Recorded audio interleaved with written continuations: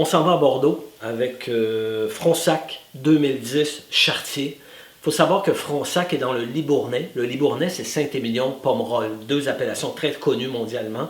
Fronsac est juste à côté.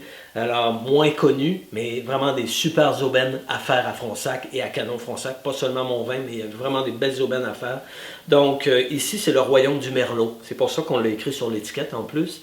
Parce que 80% de Merlot à Pomerol, Saint-Émilion, Fronsac, 80% ici. Pour le reste de Cabernet Franc et Cabernet Sauvignon, dont de très vieilles vignes de Cabernet Franc. Et Dieu sait que le Cabernet Franc apporte une élégance dans les tanins quand il est dans l'assemblage avec des vieilles vignes. Et aussi au niveau aromatique, une expressivité bien à lui, bien particulière.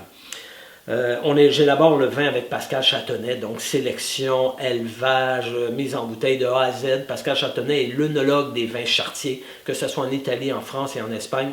On fait tout ça ensemble, vraiment en complicité très, très intense. Pascal est basé à Bordeaux, au château Auchegnot, à la Lande de Pomerol, où on fait ce vin d'ailleurs. Donc, élevage en barrique bordelaise, très classique, mais 1 an seulement et 1/3 de barrique neuve uniquement pour ne pas marquer, pour ne pas boiser le vin. Ce vin est arrivé sur le marché il y a 2 ans. Il était un peu carré, il venait d'être mis en bouteille. Ça fait ça des fois, la mise en bouteille.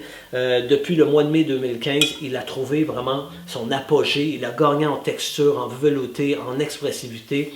Si vous l'aviez goûté à l'époque et vous l'aviez trouvé un peu corsé, regoûtez-le, vous allez voir, c'est de toute beauté en ce moment.